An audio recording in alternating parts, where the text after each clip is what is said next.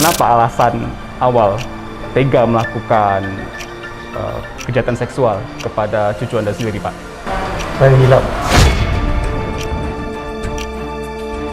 Jadi perlunya pengawasan mungkin dalam rumah, baik dari lingkungan sekitarnya, baik dari media-media atau permainan ataupun alat-alat komunikasi yang dia gunakan sehari-hari, itu juga harus ada satu kontrol orang tua yang ketat.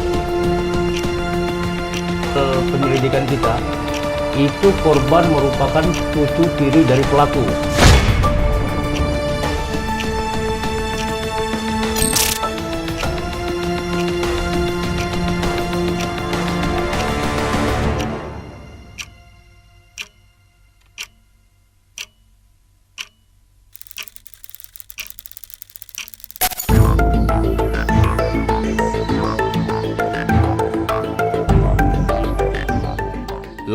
Lagi dan lagi, kasus kejahatan seksual terhadap anak di bawah umur kembali terjadi di Tanjung Pinang, Kepulauan Riau baru-baru ini. Kali ini, 3 bocah perempuan menjadi korban nafsu birahi seorang pria lanjut usia atau lansia 66 tahun. Ironisnya, antara pelaku dan korban masih memiliki ikatan keluarga, yakni antara kakek dan cucu tiri.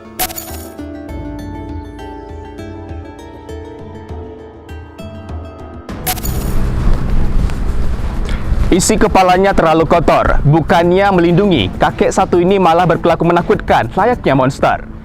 SR, warga Tanjung Pinang, Kepulauan Riau berusia 66 tahun, tega menodai 3 cucu tirinya sendiri. Kasus ini menambah panjang deretan kejahatan seksual terhadap anak di Kota Gurindam. Bagaimana kasus ini dapat terungkap? Apa alasan pelaku mengelabui 3 cucu tirinya yang masih polos? Junius Reportase, sajikan eksklusif untuk Anda.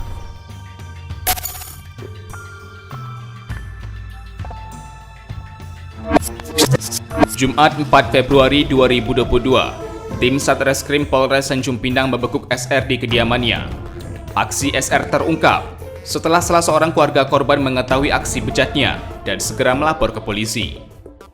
Kepala Unit Perlindungan Perempuan dan Anak Polres Tanjung Pinang, Aibtu Rio Agusta mengungkapkan, dari laporan tersebut, tim Satreskrim Polres Tanjung Pinang menemukan adanya tindak pidana kejahatan seksual terhadap anak di bawah umur. Dari pemeriksaan polisi, SR diketahui memanfaatkan kedekatannya dengan para korban untuk menjalankan aksinya. Dengan demikian, SR menjadikan ketiga cucunya itu sebagai pemuas nafsunya.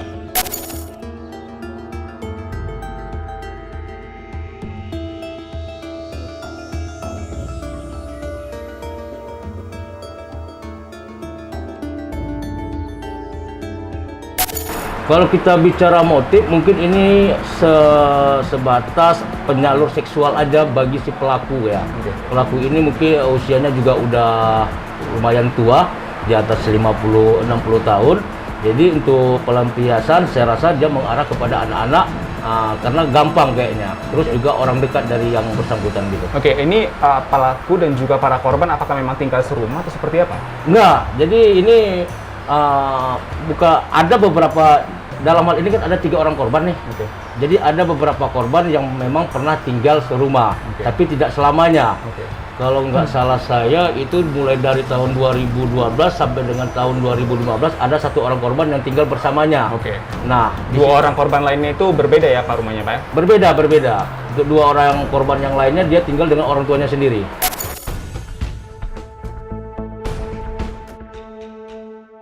Dari kejadian itu, Polres Tanjung Pinang mengimbau agar para orang tua dapat lebih peka dan memperhatikan kondisi serta perilaku anak. Aibtu Rio menjelaskan, setiap anak yang menjadi korban pasti menunjukkan gejala tertentu. Ia menegaskan, Polres Tanjung Pinang juga siap menerima segala bentuk aduan masyarakat, terlebih lagi soal kasus terhadap anak di bawah umur. Jadi ya kita selaku orang tua biasakan juga menganalisa perilaku anak, ya. Biasanya anak yang akan menunjukkan tanda tertentu kalau punya masalah akan terlihat. Nah, untuk itu segera atasi. Ya, kita di sini siap bekerja sama ketika mungkin ada informasi yang sampai ke kami, ya kita akan mencari solusi-solusi yang terbaik sehingga ini dapat kita lakukan pencegahan. Singkatnya, kesimpulannya, kita selaku orang tua juga harus peka terhadap perilaku anak. Ketika kita mungkin bisa terlihat ya, bisa terlihat anak tersebut ada Perubahan perilaku, ya jangan diabaikan. Sesegera mungkin gali informasi, ya kalau bisa ya kita bekerja sama, kami siap untuk mengatasi persoalan tersebut sesuai dengan tupoksi kami. Polres Tanjung Pinang siap ya Pak ya? Siap. Berarti kemudian para korban ataupun keluarga korban bisa melapor langsung ke Polres Tanjung Pinang untuk ditindaklanjuti ya Pak ya? Siap. Karena perbuatannya, SR kini mendekam di balik jeruji besi Polres Tanjung Pinang. Ia dijerat pasal 82 ayat 2 Undang-Undang tentang Perlindungan Anak dengan ancaman pidana 5 tahun hingga 15 tahun penjara. Sementara itu, saat ditemui tim Yunus Reportase, SR mengaku telah melakukan aksinya sejak 2015 di rumahnya sendiri. Ia menjelaskan, aksinya itu ia lakukan secara spontan tanpa iming-iming apapun. Awal mula Anda melakukan aktivitas ini apakah ada referensi khusus atau ada tayangan khusus yang Anda tonton, Pak SR? Terkadang saya ada nonton film porno. Oke, itu melalui smartphone ya? Enggak, pakai CD. Waktu itu smartphone belum itu kalau nggak salah. Oke, menggunakan CD yang Anda beli? Bukan beli, kadang-kadang minjam dari kawan-kawan. Oke, minjem dari kawan-kawan. Kemudian itu dimainkan di televisi ya, di rumah Anda. Kemudian Anda lakukan hal itu kepada cucu Anda seperti itu ya? Dari situ kemudian Anda lakukan hal tersebut kepada Anda lampiaskan kepada cucu Anda ya? Ya tidak. Oke, ada rasa penyesalan barangkali Pak? Menyesal? Saya menyesal. Oke, apa yang bisa Anda sampaikan kepada keluarga korban Pak? Terus saya minta maaf, memang saya salah. Saya tahu mereka pasti nggak akan memaafkan saya, tapi bagaimanapun saya akan bertanggung jawab. Saya menyesal.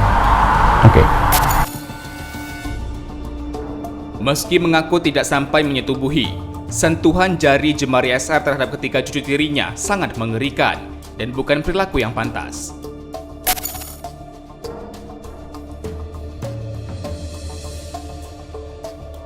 Tim Yunus Reportase selanjutnya menemui Rizka Nova Pratiwi, psikolog klinis Unit Pelayanan Teknis Daerah Perlindungan Perempuan dan Anak Provinsi Kepri, untuk mengulas kasus ini dari sisi psikologis. Menurutnya, cukup banyak faktor yang dapat menjadi alasan orang dewasa melakukan aksi kejahatan seksual, mulai dari faktor sosial ekonomi, bahkan kesehatan mental. Anak-anak di bawah umur kerap menjadi sasaran kejahatan seksual lantaran masih polos dan secara fisik mudah dikuasai orang dewasa. Dalam hal ini, anak-anak tentulah tidak sama dengan kondisi kesehatan orang-orang yang lebih dewasa. Anak-anak mungkin lebih secara kemampuan berpikir dia belum berkembang dengan baik, sehingga dia mungkin tidak punya pikiran panjang terhadap bahaya-bahaya ataupun ancaman-ancaman yang akan menimpa diri dia.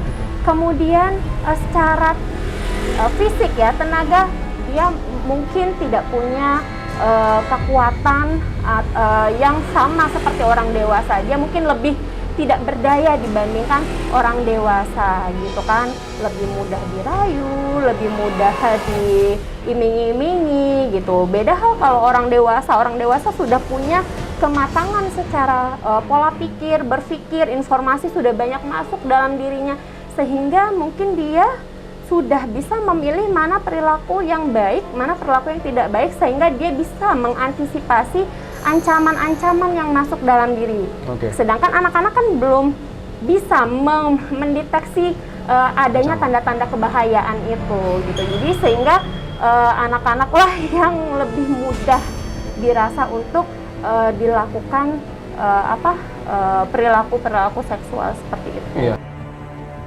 Rizka menjelaskan, para orang tua maupun pihak terkait lainnya harus dapat segera memberikan respon terhadap kejahatan seksual kepada anak hingga tuntas. Selain itu, para orang tua juga harus mengedukasi dan mengawasi lingkungan anaknya agar terhindar dari kejahatan seksual.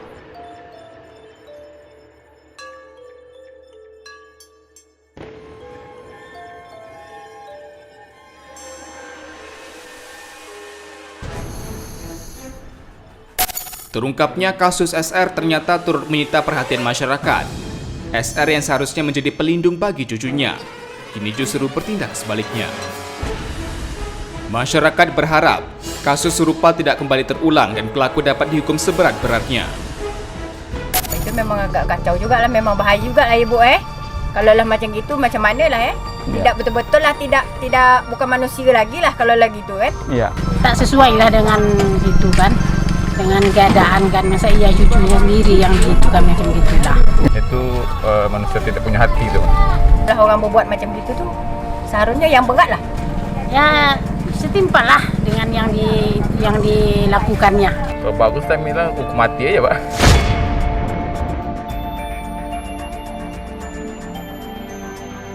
Kejahatan seksual terhadap anak pada akhirnya berdampak pada psikologis dan masa depan korban. Diperlukan perhatian khusus dari keluarga dan masyarakat agar kejadian sama tak terulang lagi. Memberikan edukasi kepada anak sejak usia dini diperlukan untuk mengantisipasi hal-hal yang tidak diinginkan. Tetap saksikan Yunus Reportase edisi selanjutnya setiap hari Senin pukul 9 waktu Indonesia Barat. Sampai jumpa.